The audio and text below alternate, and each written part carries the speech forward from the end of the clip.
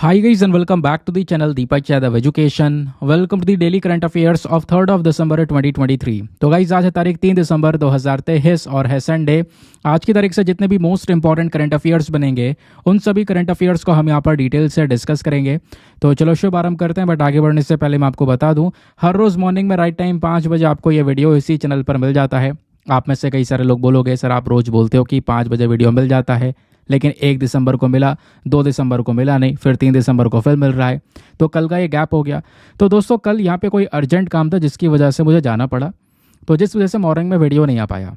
लेकिन कोई बात नहीं, क्योंकि आपको पता है ये वाला जो वीडियो है ना ये संडे में नहीं आता है, लेकिन आज क्या है, आज संडे है, तो संडे में हम यहाँ पर इस वाले वीडियो को कवर कर रहे हैं। तो यानी कि जो आपका आर्टिकल छूट रहा था वो नहीं छूटा, वो आपका आज कवर हो गया। बात क्लियर हो गई? चलिए आगे आते हैं। यहाँ पे मैं आपको बता दूं, इस लेक्चर में हम लोग मेजरली इंडियन एक्सप्रेस के ऊपर फोकस करते हैं, लेकिन इसके साथ साथ बाकी सारे जो इंपॉर्टेंट सोर्सेज हैं, चाहे वो पीआईबी हो, डाउन टू अर्थ हो, लाइव मिनट हो, हिंदुस्तान टाइम्स हो, सभी के न्यूज़ आर्टिकल्स को प्रॉपर बैकग्राउंड इन्फॉर्मेशन के साथ में कवर करते हैं।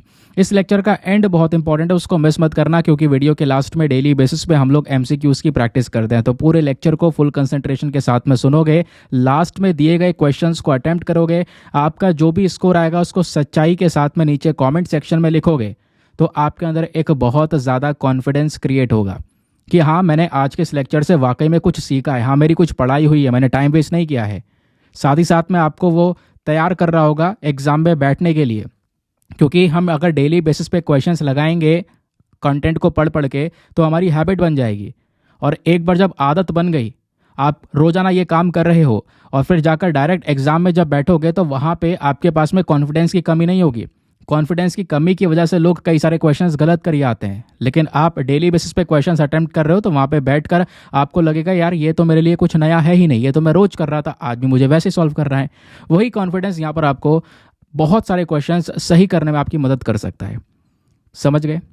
तो ये वीडियो इस पर्सपेक्टिव से बहुत इंपॉर्टेंट है। बाकी अगर आप चाहोगे कि हाँ मुझे इसका पीडीएफ वगैरह चाहिए तो फटाफट टेलीग्राम पर जाओ, वहाँ पे जाके सर्च बॉक्स में लिखना दीपक यादव एजुकेशन यूपीएससी, आपको ये टेलीग्राम चैनल मिलेगा। यहाँ से आप डेली बेसिस पे इस लेक्चर के पीडीएफ को डाउनलोड कर सकते हो। और अगर आप मेरे साथ में पर्सनली जुड़ना चाहते हो, आप फटाफट इंस्टाग्राम पर भी जा सकते हो, वहाँ पे जाके लिखोगे अगेन दीपक यादव एजुकेशन, मेरा प्रोफाइल मिलेगा जहाँ पे ऑलरेडी 14,000 से ज़्यादा लोग जुड़ चुके हैं। तो चलिए शुभ आरंभ करते हैं बिना कोई टाइम वेस्ट करे। सबसे पहला आर्टिकल बहुत ज़्यादा इंपॉर्टेंट होने वाला है। हम बात करने वाले हैं गजराज सुरक्षा के बारे में। तो गजराज यानी हाथी को लेकर हम बात कर रहे हैं, तो हाथी की सुरक्षा की बात की जा रही है। तो क्या है ये पूरा आर्टिकल, पहले तो हम न्यूज़ जान लेते हैं कि आखिरकार हम इस खबर को क्यों डिस्कस कर रहे हैं।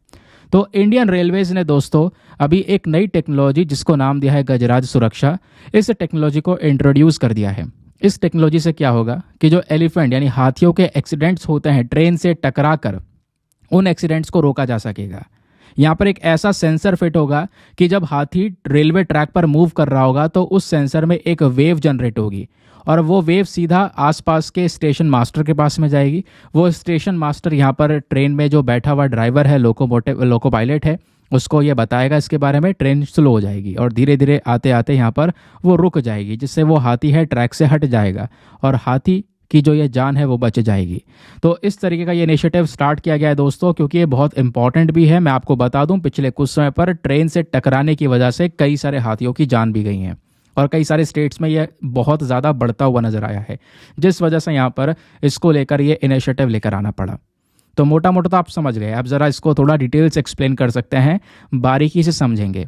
तो गजराज सुरक्षा, यहाँ पर ये जो पर्टिकुलर पूरा इनिशिएटिव है दोस्तों, ये क्या करेगा, एक आर्टिफिशियल इंटेलिजेंस टेक्नोलॉजी का इस्तेमाल करेगा।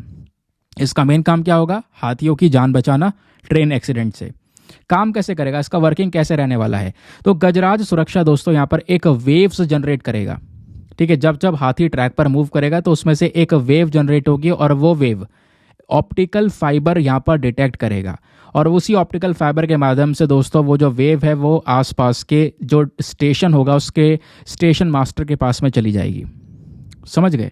जिससे वो स्टेशन मास्टर सतर्क हो जाएगा। सतर्क होने के बाद में ट्रेन में बैठे हुए ड्राइवर को, उस लोकोमोटिव ड्राइवर को भी यहाँ पर क्या करेगा, सतर्क कर देगा। और यहाँ पर मैं आपको बता दूँ, मान लो कभी ट्रेन के आसपास मान लो एलिफेंट है, ट्रेन से 200 मीटर की दूरी पर एलिफेंट कहीं पर नज़र आ रहा है, वो यहाँ पर इस तरीके से वेव जनरेट करेगा, तो वो उस वेव्स के माध्यम से सारी इन्फॉर्मेशन लोकोमोटिव ड्राइवर तक पहुँच जाएगी, और किस तरीके से पहुँचेगी वो हमने अभी डिस्कस किया।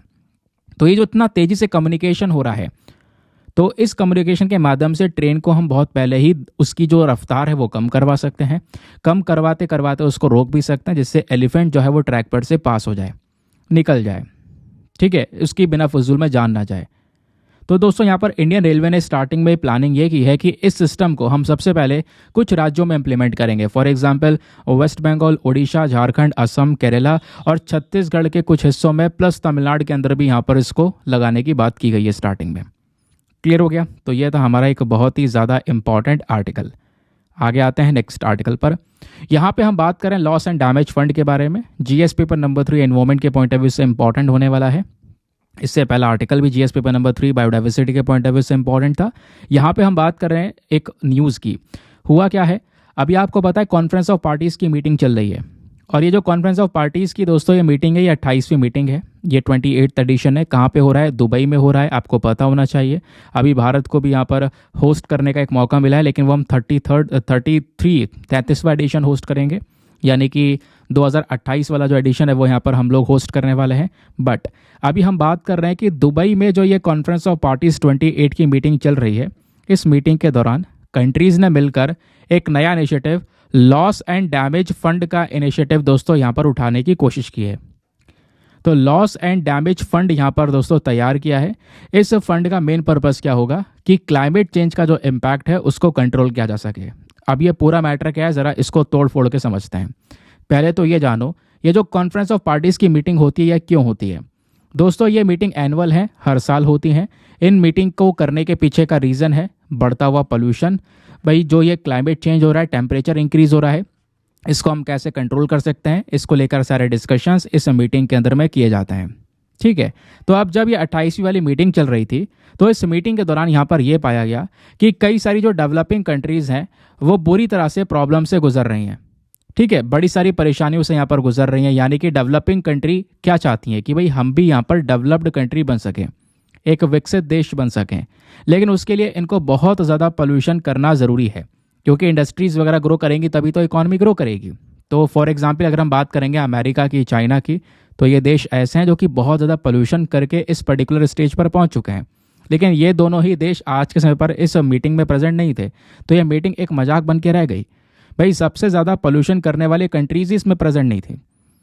ठीक है, तो डेवलपिंग कंट्री के लिए कुछ फंड वगैरह बनाया गया, लॉस एंड डैमेज फंड, जिसमें कुछ पैसा इकट्ठा किया जाएगा और वो पैसा सीधा यहाँ पर इन देशों को दिया जाएगा, ताकि ये देश कुछ नई टेक्नोलॉजीज़ को अडॉप्ट कर सकें इस क्लाइमेट चेंज से लड़ने के लिए।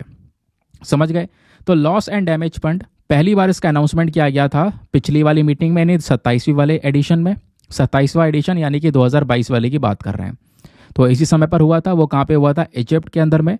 और अभी 2028वां वाला एडिशन, सॉरी 2028वां कह रहा हूँ, 28वां वाला ये एडिशन 2023 में यानी अभी यहाँ पर चल रहा है। समझ गए? तो इसमें बोला जा रहा है कि भैया ये जो लॉस एंड डैमेज फंड है, ये एक प्रकार का कंपनसेशन है, जो कि अमीर देश पैसा इकट्ठा करके इस फंड में डालेंगे, और वो पैसा खर्चा जाएगा ग्लोबल वार्मिंग से लड़ने के लिए, जो तेज़ी से यहाँ पर टेम्परेचर इंक्रीज़ हो रहा है, गर्मी बढ़ रही है, उससे लड़ने के लिए। प्लस यहाँ पे कुछ पैसा जो पुअर नेशन से, यानी कि जो गरीब देश हैं, उनको भी पे किया जाएगा, है ना। ये पैसा उसको देंगे ताकि यहाँ पर वो कंट्रीज़ अच्छे से इन प्रॉब्लम से निपट सके, क्योंकि वो कंट्रीज़ कहीं ना कहीं दिक्कतें फेस कर रही हैं। क्योंकि मैं आपको एक क्लियर बात बता दूँ, जो अमीर देश हैं, डेवलप्ड कंट्रीज़ हैं, ये पोल्यूशन करना जानती हैं, इन्होंने खूब प्रदूषण किया, लेकिन भुगत कौन रहा है? भुगत रही हैं गरीब देश। अफ्रीका की कई सारी कंट्रीज़ यहाँ पे भुगत रही हैं, क्योंकि पोल्यूशन कर कर गर्मी बढ़ाने की वजह से ग्लेशियर्स पिघल रहे हैं, समुद्र का स्तर बढ़ रहा है, और जो आसपास के यहाँ पर छोटे छोटे देश हैं, आइलैंड कंट्रीज जो समुद्र में स्थित हैं, वो डूबते हुए नजर आ रहे हैं। साइक्लोन्स आ रहे हैं, लोगों की जान खतरे में है। इसकी भरपाई कौन करेगा? ऑब्वियसली डेवलप्ड कंट्रीज को करना होगा। उसी के लिए loss and damage fund create किया गया। अब ये लॉस एंड डैमेज फंड को दोस्तों इकोनॉमिक और नॉन इकोनॉमिक दोनों पर्पज़ के लिए बनाया गया है। यानी कि भाई काफ़ी सारे देश हैं इनको इकोनॉमिक लॉस होता है। इकोनॉमिक लॉस मतलब एक बहुत बड़ा इंपैक्ट पड़ा। मान लो कहीं पर बाढ़ आ गई, जिसकी वजह से पूरे घर के घर तबाह हो गए, या मान लो यहाँ पर कह सकते हो कि जो क्रॉप्स हैं वो सूखा पड़ने की वजह से पूरी तरह से ख़त्म हो गई। तो ये एनवायरनमेंट की नेचुरल डिजास्टर या एनवायरनमेंट की वजह से तो हुआ है, और ये सब क्यों हो रहा है? क्योंकि हम पॉल्यूशन कर रहे हैं, इस वजह से क्लाइमेट इस तरीके से चेंजेस कर ले रहा है। तो ये इकोनॉमिक लॉस हुआ दोस्तों। ऐसे लॉसेस को भी लॉस एंड डैमेज फंड के अंदर में कवर किया गया है। और कुछ होता है non economic loss. Non economic loss for example कोई साइक्लोन आया जिसकी वजह से कोई इंसान डिप्रेशन में चला गया, ठीक है, कुछ लोग यहाँ पर हटकर किसी दूसरी जगह पर चले गए, loss of community, loss of biodiversity, वो नॉन इकोनॉमिक लॉस है, ठीक है। तो इसका कोई नेगेटिव इम्पैक्ट इतना ज़्यादा नहीं पड़ा है, समझ गए? तो ये आपको देखने को मिल जाएगा। आई होप आपको यहाँ पर ये जो बात है वो अच्छे से क्लियर हो चुकी है। जो ये डैमेज वगैरह है, मतलब यहाँ पर भी आपको नेगेटिव इम्पैक्ट ऑब्वियस सी बात है देखने को मिलेगा एनवायरमेंट के ऊपर में। तो इस प्रकार की प्रॉब्लम को टैकल करने के लिए इस ऐसे यहाँ पर जो फंड है उसको क्रिएट किया गया है। अब क्वेश्चन यहाँ पर यह है कि इस लॉस एंड डैमेज फंड को देखेगा कौन? कौन सी बॉडी होगी जिसको गवर्न करेगी? वो है वर्ल्ड बैंक। वर्ल्ड बैंक दोस्तों यहाँ पर इस फंड को पूरी तरह से देखने वाला है। और स्टार्टिंग में बोला जा रहा है कि अमेरिका, यूके, यूरोपियन यूनियन जैसे जो देश हैं वो सब यहाँ पर फंड प्रोवाइड करवाएंगे डेवलपिंग कंट्रीज़ को। समझ गए? चलिए आते हैं अगले आर्टिकल पर।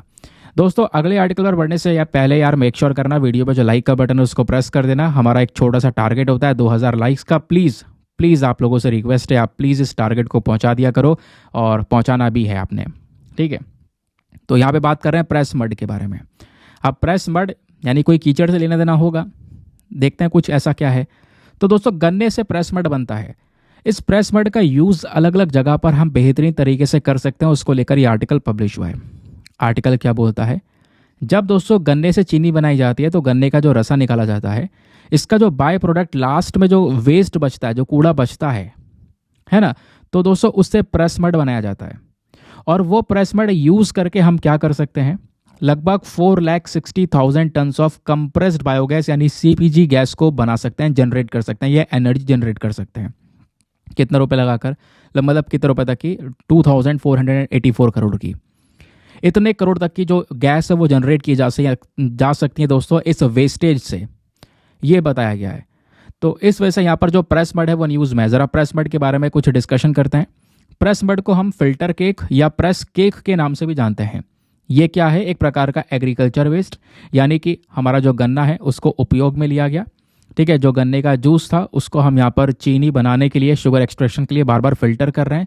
जब फिल्टर करते रहते हैं तो उसमें छन करना काफ़ी सारा कूड़ा निकलता है। वही वेस्टेज हमारा फ्रेश मड कहलाता है, सॉरी प्रेस मड कहलाता है। अब क्वेश्चन यहाँ पर यह है कि इसका मतलब तो बहुत सारा गन्ना यूज़ करना होगा तब जाके थोड़ा सा प्रेस मड मिलेगा। जी आप सही समझ रहे हो। यहाँ पे आपको एक अंदाज़ा भी दिया गया है।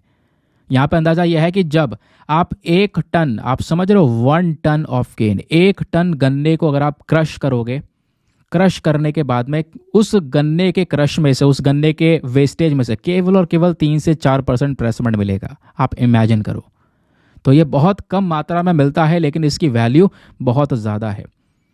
तो यहाँ पे बताया जा रहा है कि मान लो अगर आपका गन्ना है, आप 100 टन गन्ने का उत्पादन करते हो, तो 100 टन गन्ने से आप 10 से 12 टन चीनी बना सकते हो।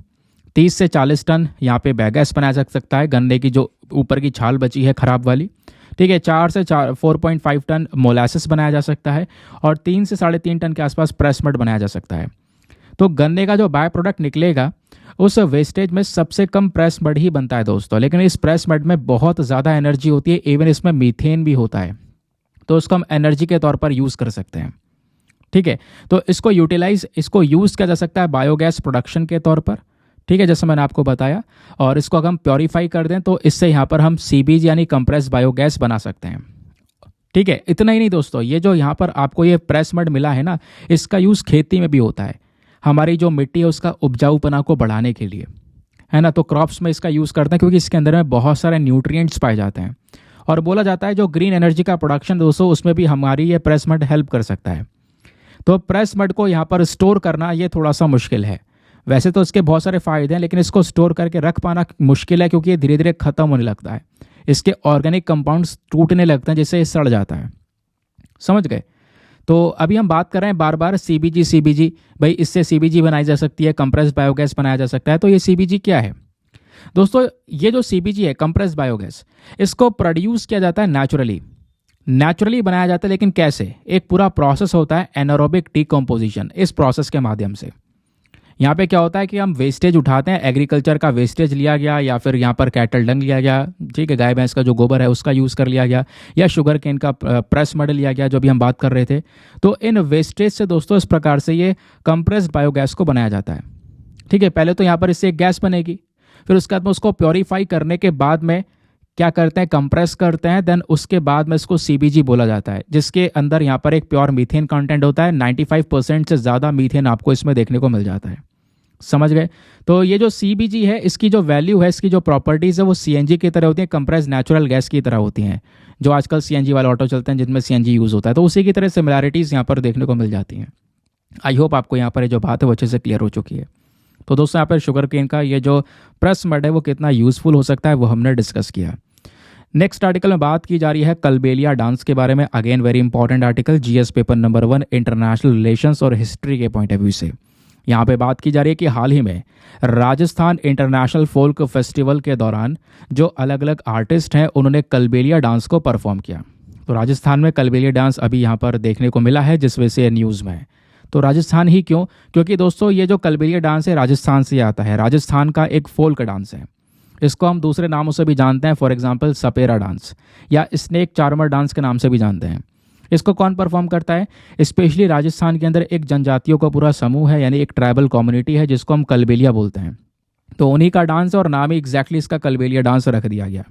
ये जो डांस है ये इतना जाना माना है दुनिया भर में कि इसको यूनेस्को के representative list of the intangible cultural heritage में ऐड किया गया है और 2010 से दोस्तों इस लिस्ट में ये कलबेलिया डांस रखा गया है। ये जो कलबेलिया डांस होता है इसमें जो एक पुरुष होता है, मेल जो है, वो अलग अलग इंस्ट्रूमेंट्स बजा रहा होता है।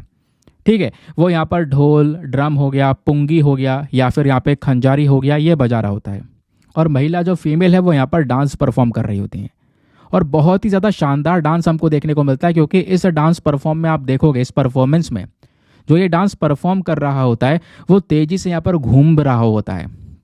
ठीक है, अपना स्वेल कर रहा होता है। उनका अगर आप लोग ड्रेसिंग देखोगे तो बहुत ही ज़्यादा कलरफुल स्कर्ट्स होती हैं, ब्लाउज होता है और साथ ही साथ में हैवी ज्वेलरीज होती हैं। ये यहाँ पर सबसे बड़ा एग्जाम्पल ये आप देख पाओगे। जो पीछे मेल है वो ढोलक वगैरह बजा रहे हैं और इधर यहाँ पर ये जो महिला है वो डांस कर रही हैं, जिनका जो ड्रेसिंग सेंस है बहुत ही ज़्यादा डेकोरेटिव पर्सपेक्टिव से आपको यहाँ पर ये देखने को मिल जाता है। ठीक है, बात क्लियर हो गई कलबेलिया डांस को लेकर। कहाँ से आता है? राजस्थान से आता है, ध्यान रखना। Next article again important, defence and security के लिए। यहाँ पे बात की जा रही है एक्सरसाइज मिलन के बारे में। ये रिसेंटली न्यूज़ में था तो इसके बारे में पता भी होना चाहिए। तो दोस्तों एक्सरसाइज मिलन का जो अगला एडिशन है वो कब होने वाला है? फरवरी 2024 के अंदर में, जिस वजह से ये न्यूज़ में है। कई बार एक्सरसाइजेस को लेकर डायरेक्टली क्वेश्चंस बन जाते हैं। तो एक्सरसाइज मिलन क्या है? एक बाइनियल मल्टीलेटरल नेवल एक्सरसाइज है। ठीक है, यानी कि अलग अलग देशों की जो नेवी है वो साथ में मिलकर इस अभ्यास को कंडक्ट करती हैं। और दोस्तों एक्सरसाइज मिलन की शुरुआत होती है 1995 में। ठीक है, अभी क्या होता है, यहाँ पर बोला यह जा रहा है कि जो ये एक्सरसाइज है ये धीरे धीरे यहाँ पर दोस्तों बढ़ती चली गई। यानी कि स्टार्टिंग में तो कुछ ही देश थे इसमें, धीरे धीरे इसमें और कंट्रीज ऐड होती चली गई। स्टार्टिंग में केवल 4 देश यहाँ पर इस प्रकार के अभ्यास को कंडक्ट किया करते थे। वो 4 देश कौन कौन से थे? इंडोनेशिया, सिंगापुर, श्रीलंका और थाईलैंड। ये 1995 की बात बता रहा हूँ मैं। उसके बाद यहाँ पर कई सारी कंट्रीज ऐड होती हुई चली गई, क्योंकि भारत का मेन पर्पस था इस एडिशन में और लोगों को जोड़ना। तो और इंडिया दूसरी तरफ लुक ईस्ट पॉलिसी और प्लस सागर इनिशिएटिव ये भी चला रहा था। लुक ईस्ट पॉलिसी का मतलब पता है ना, जैसे यहाँ पर ये इंडिया है, इंडिया का ये वाला जो भाग है ये ईस्टर्न भाग है। तो भारत यहाँ पर ईस्टर्न कंट्रीज़ के साथ में रिलेशंस को मेंटेन करता है, Myanmar, Laos, Vietnam, Thailand, Cambodia, है ना। तो इन कंट्रीज़ के साथ में संबंध को और मजबूत करने के लिए हमने इस प्रकार की जो पॉलिसी वो स्टार्ट की। तो दोस्तों इस पॉलिसी के तहत भी हमारा मेन पर्पस है कि हम इन कंट्रीज़ को ऐड करें। तो इन कंट्रीज़ को भी हमने ऐड किया, क्योंकि ये जो पर्टिकुलर इनिशिएटिव है ये इंडियन ओशन के अंदर लिए बहुत ज़्यादा इंपॉर्टेंट है। ठीक है, यहाँ पर आप देख पाओगे तो ये कंट्रीज़ इसकी ऐड होती चली गई। प्लस यहाँ पर भारत का एक और इनिशिएटिव है, सागर इनिशिएटिव। सागर इनिशिएटिव के तहत आप देख पाओगे चाहे वो मडागास्कर हो, मालदीव्स हो, मॉरिशस हो, इन देशों की हमने काफ़ी हेल्प की है, इनके साथ में संबंध बहुत अच्छे रखे हैं। तो धीरे धीरे इनमें से इन देशों को भी यहाँ पर दोस्तों मिलन अभ्यास का हिस्सा बनाया गया।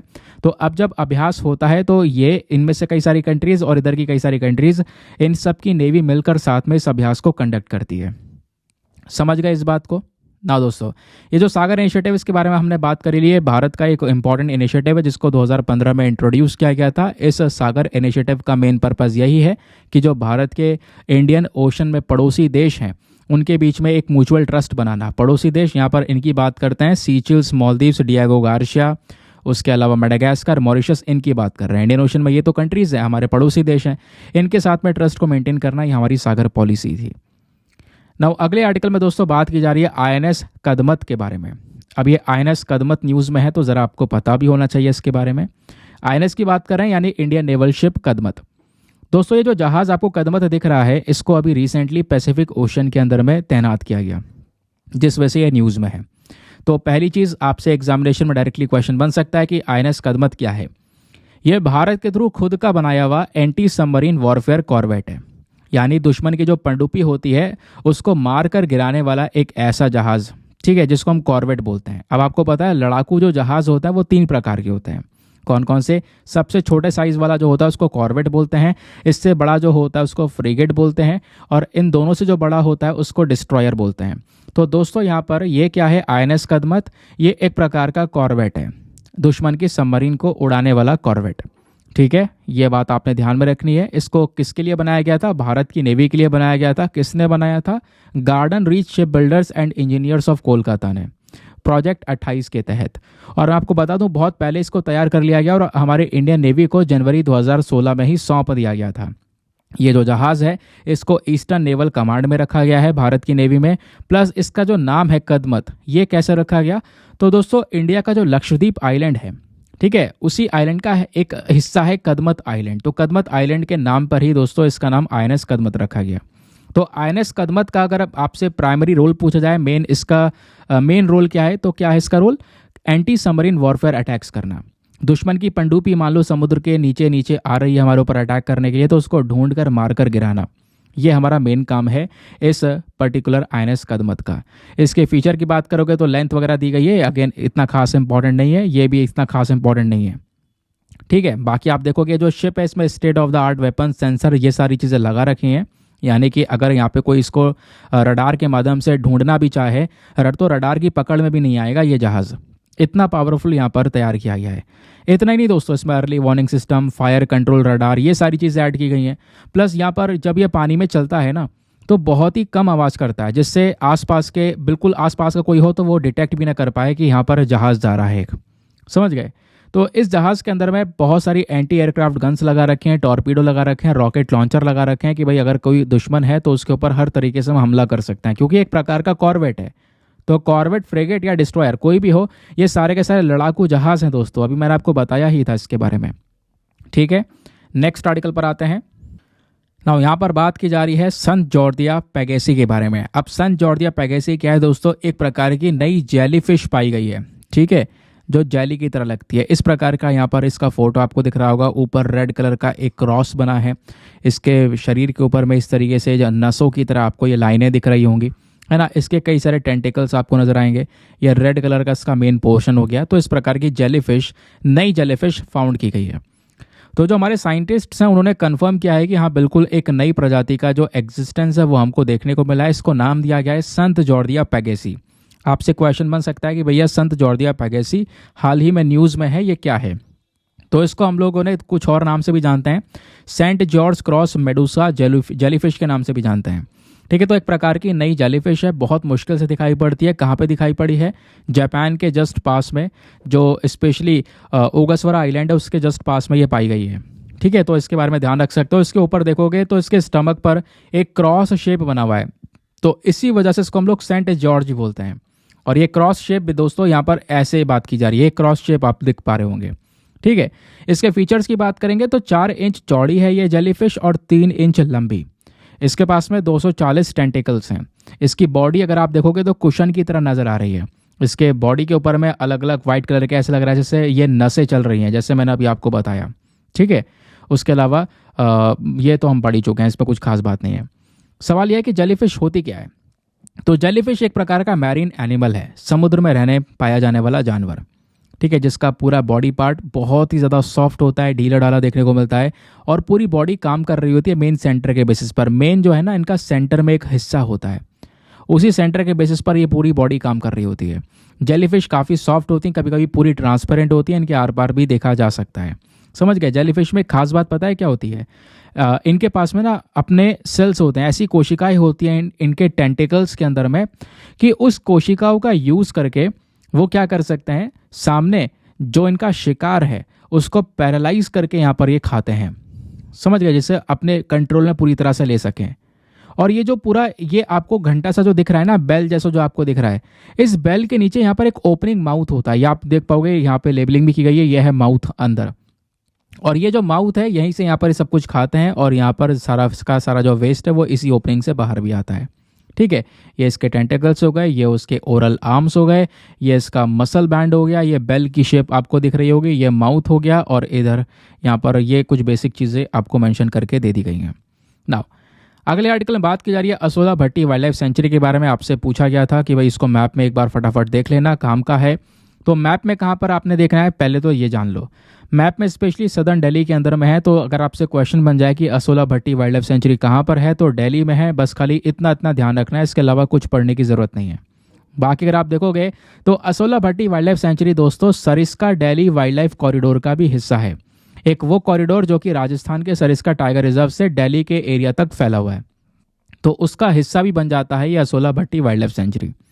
अब इस सेंचुरी में कई सारे प्रकार के एनिमल्स, प्लांट्स की स्पीशीज वो पाई जाती है, वो हर जगह पे होता है, तो इसको इतना याद रखने की ज़रूरत है नहीं। नेक्स्ट आर्टिकल में वर्ल्ड एड्स डे 2023 के बारे में बात की जा रही है। तो हर साल जो 1 दिसंबर होता है उसको हम वर्ल्ड एड्स डे के तौर पर देखते हैं। तो इस बार भी अभी 1 दिसंबर यानी कि परसों वर्ल्ड एड्स डे यहाँ पर ऑब्जर्व किया गया है। तो इस वजह से ये न्यूज़ में है। ये जो दिन है इसको हर साल इसलिए भी ऑब्जर्व करते हैं ताकि एड्स के बारे में ज़्यादा से ज़्यादा जानकारी लोगों में फैलाई जा सके, इसका ट्रीटमेंट है लोगों को बताया जा सके। क्योंकि काफ़ी लोगों में डर होता है कि भाई HIV और ये जो एड्स है इसका कोई ट्रीटमेंट नहीं होता। नहीं, ट्रीटमेंट आज के समय पर अवेलेबल है इसका।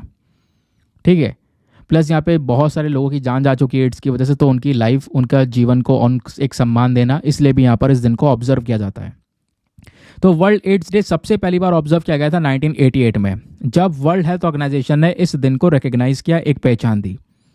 और हर साल जब इसको हम देखते हैं, हर साल ऑब्जर्व करते हैं, तो इसका एक विषय होता है, एक थीम होता है। तो 2023 का जो वर्ल्ड एड्स डे का मेन थीम है, जो विषय है, वो क्या है, लेट कम्युनिटीज लीड। इस तरीके का यहाँ पर थीम है, और थीम में आप कोई बदलाव नहीं कर सकते, एज इट इज़ आपने मेंशन करना होगा अगर आपसे पूछा गया तो उसको सीधा सीधा दिमाग में रट कर बैठा लो। नाउ अब बात करते हैं HIV या एड्स होता क्या है।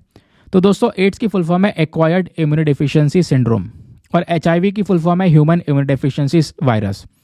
दोस्तों ये एक ऐसी प्रॉब्लम है जिसमें एक इंसान की बॉडी का जो इम्यून सिस्टम है वो काम करना बंद कर जाता है। और आपको पता है इम्यून सिस्टम एक ऐसा हिस्सा है जो कि आपको हर प्रकार की बीमारी से बचा रहा है। एक इंसान की अगर इम्यूनिटी बहुत ही ज़्यादा स्ट्रांग है, बहुत पावरफुल, तो बड़ी से बड़ी बीमारी को वो चुटकियों में मात दे सकता है। या एक इंसान है जिसको यहाँ पर जिसकी इम्यूनिटी बहुत ही ज़्यादा कमज़ोर है, बहुत ही ज़्यादा वीक, तो उसके लिए बुखार भी जानलेवा हो सकता है। छोटी से छोटी बीमारी उसके लिए जानलेवा हो सकती है।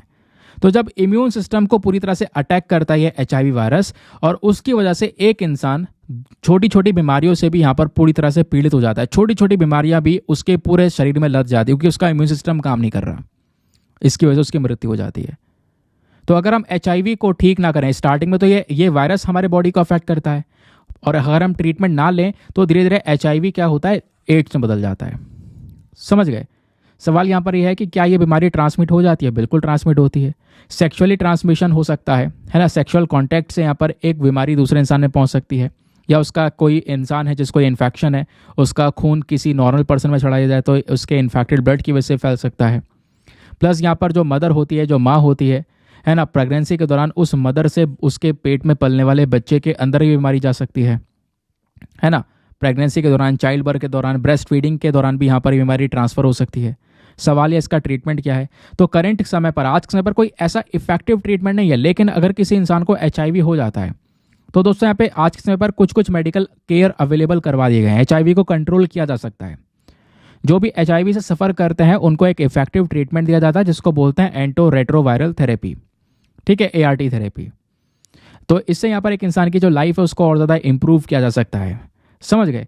तो ये हो गया इसके ट्रीटमेंट की बात। आई होप आपको क्लैरिटी मिली होगी, बढ़िया से सब कुछ समझ में आया होगा ना। अब शुरुआत करते हैं अपने क्वेश्चंस की। तो प्रीलिम्स रैपिड फायर सीरीज़ का शुरुआत होने वाली है, तो आई होप आपने अगर अच्छे से सारी चीज़ें सुनी है तो बढ़िया से आप क्वेश्चंस को अटेम्प्ट कर पाओगे। शुरुआत करते हैं आपके टेस्ट की। क्वेश्चन नंबर 1, आईएनएस कदमत हाल ही में न्यूज़ में देखने को मिला है, ये क्या है?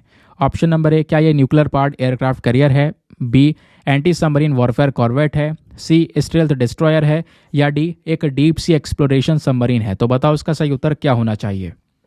नाउ नेक्स्ट क्वेश्चन में आपसे पूछा गया है संत जॉर्जिया पैगेसी, ये हाल ही में न्यूज़ में देखने को मिला है, ये क्या है? ऑप्शन नंबर ए, क्या ये कोरल स्पीशी है जो कि हाल ही में मेडिटेरेनियन सी में डिस्कवर की गई है? या कोई एक मेडिसिनल प्लांट है जो हिमालयाज में पाया गया है? या कोई एक इन्वेसिव स्पीशी है जो वेस्टर्न घाट्स में पाई गई है? या ये एक नई डिस्कवर जेलीफिश है जो कि पैसिफिक ओशन में देखने को मिली है? तो इसका सही उत्तर क्या होना चाहिए, ज़रा नीचे कॉमेंट सेक्शन में फटाफट बताओ। ना अगले क्वेश्चन में आपसे पूछा गया है एड्स के बारे में। तो acquired immuno deficiency syndrome, AIDS को लेकर 2 स्टेटमेंट्स दिए गए हैं, बताना है कौन सा स्टेटमेंट सही है। पहला, ये जो एड्स है डायरेक्टली एक इंसान के इम्यून सिस्टम को पूरी तरह से अटैक करता है, जिससे एक इंसान छोटी से छोटी बीमारी का भी शिकार बन जाता है। दूसरा, ये जो बीमारी है ये आराम से एक माँ से उसके बच्चे में भी फैल सकती है, प्रेगनेंसी के दौरान, चाइल्ड बर्थ के दौरान और ब्रेस्ट फीडिंग के दौरान। तो बताओ दोनों स्टेटमेंट्स में से कौन सा स्टेटमेंट सही है? Option number A 1 only, B 2 only, या दोनों सही हैं, या फिर ऑप्शन नंबर डी दोनों गलत हैं। नाउ नेक्स्ट क्वेश्चन आपसे पूछा जाता है गजराज सुरक्षा सिस्टम के बारे में। तो गजराज सुरक्षा सिस्टम को लेकर 2 स्टेटमेंट्स दिए गए हैं, बताना है कौन सा स्टेटमेंट सही है। पहला स्टेटमेंट, ये क्या करेगा, ये सिस्टम यहाँ पर एक प्रेशर वेव जनरेट करता है हाथी के मूवमेंट की वजह से रेलवे ट्रैक के ऊपर में। पहला स्टेटमेंट ये बोलता है। दूसरा, भाई यहाँ पर ये जो सिस्टम है ये एक आर्टिफिशियल इंटेलिजेंस का यूज़ करेगा और एक कह सकते हो ऑप्टिकल फाइबर केबल का यूज़ किया जाएगा, जिसके बेसिस पर ये जो वेव्स हैं वो यहाँ पर यूज़ करते हुए हम अपने हाथी को ट्रेन के टकराने से बचा सकेंगे। तो बताओ दोनों स्टेटमेंट में से कौन सा स्टेटमेंट सही है? Option number A 1 only, B 2 only, C दोनों सही हैं, या डी दोनों के दोनों गलत हैं। नाउ नेक्स्ट क्वेश्चन में आपसे लॉस एंड डैमेज फंड को लेकर क्वेश्चन पूछा गया। लॉस एंड डैमेज फंड को लेकर 2 स्टेटमेंट दिए गए हैं, बताना है कौन सा स्टेटमेंट सही है। पहला स्टेटमेंट बोलता है कि इस फंड का जो मेन मकसद है वो है एंश्योर करना कि भाई जो यहाँ पर देश हैं जो क्लाइमेट चेंज से गुजर रहे हैं उनको बचाना, उनके यहाँ पर एक सुरक्षा प्रोवाइड करवाना। दूसरा स्टेटमेंट बोलता है कि लॉस एंड डैमेज फंड को मैनेज करने वाली बॉडी है ग्लोबल एनवायरनमेंट फैसिलिटी। तो बताओ दोनों स्टेटमेंट्स में से कौन सा स्टेटमेंट सही है। मैं आपको कह सकता हूँ कि 90% लोग यहाँ पर ये वाला सवाल गलत करने वाले हैं। फिलहाल आपने बताना इसका सही उत्तर क्या है। ऑप्शन नंबर है 1 ओनली, बी 2 ओनली, सी दोनों सही हैं, या डी दोनों गलत हैं। नाउ नेक्स्ट क्वेश्चन आपसे प्रेस मड के बारे में पूछा गया है। प्रेस मड को लेकर 2 स्टेटमेंट्स दिए गए हैं, बताना है कौन सा स्टेटमेंट सही है। पहला स्टेटमेंट, जो प्रेस मड है ये हमें मिलता है जब गन्ने का जूस को बार बार हम फिल्टर करते हैं शुगर को बनाने से पहले।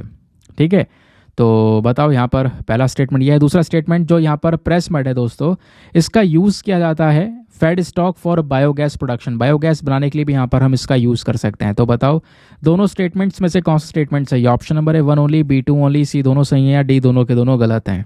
ना अगला इंटरेस्टिंग क्वेश्चन है, यहाँ पे आपसे पूछा गया है कलबेलिया डांस को लेकर। तो कलबेलिया डांस को लेकर 3 स्टेटमेंट्स दिए गए हैं, बताना है इनमें से कितने स्टेटमेंट सही हैं, हाउ मैनी। पहला स्टेटमेंट बोलता है कि कलबेलिया डांस एक फोल्क डांस है गुजरात का। सेकेंड स्टेट बोलता है कि कलबेलिया डांस को UNESCO intangible cultural heritage of humanity में इंक्लूड किया गया है। थर्ड स्टेटमेंट बोलता है कि इस डांस में जो पुरुष हैं वो म्यूज़िक बजाते हैं और जैसे कि ढोल वगैरह खंजारी वगैरह बजाई जाती है। तो बताओ तीनों स्टेटमेंट में से कितने स्टेटमेंट सही हैं। ऑप्शन नंबर 1 केवल 1, ऑप्शन नंबर बी केवल 2, ऑप्शन नंबर सी तीनों सही हैं, या ऑप्शन नंबर डी सारे गलत हैं। नाउ दोस्तों आते हैं अगले क्वेश्चन पर। यहाँ पे आपसे पूछा गया है एक्सरसाइज मिलन के बारे में। तो एक्सरसाइज मिलन हाल ही में न्यूज़ में देखने को मिला है। यह अभ्यास क्या है। ऑप्शन नंबर ए एक रेस्क्यू ऑपरेशन है, बी आर्मी एक्सरसाइज है, सी एयरफोर्स एक्सरसाइज है, या फिर डी नेवल एक्सरसाइज है। तो दोस्तों ये थे हमारे सारे के सारे क्वेश्चंस। आई होप आपको मज़ा आया होगा। मैक्सिमम क्वेश्चन आप लोगों ने सही सही अटेम्प्ट किए होंगे। एक एक करके सभी क्वेश्चंस के आंसर्स मैं आपको बता रहा हूँ ताकि आप रीचेक कर सको कितने सही किए और कितने गलत किए हैं। लास्ट वाले क्वेश्चन से आंसर को देखना हम शुरू करेंगे। तो यहाँ पे आपसे एक्सरसाइज मिलन के बारे में पूछा गया। ये हाल ही में न्यूज़ में है, ये क्या है, तो एक प्रकार की नेवल एक्सरसाइज है ये। फिर कलबेलिया डांस को लेकर पूछा गया कि बताओ तीनों स्टेटमेंट में से कितने स्टेटमेंट सही है। केवल 2 सही है और 1 गलत है। कौन सा गलत है, पहला वाला ही गलत है। क्यों, क्योंकि कलबेलिया डांस गुजरात का फोल्क डांस नहीं है, ये राजस्थान का फोल्क डांस है। तो इस बेसिस पर यहाँ पर केवल 2 स्टेटमेंट सही हैं।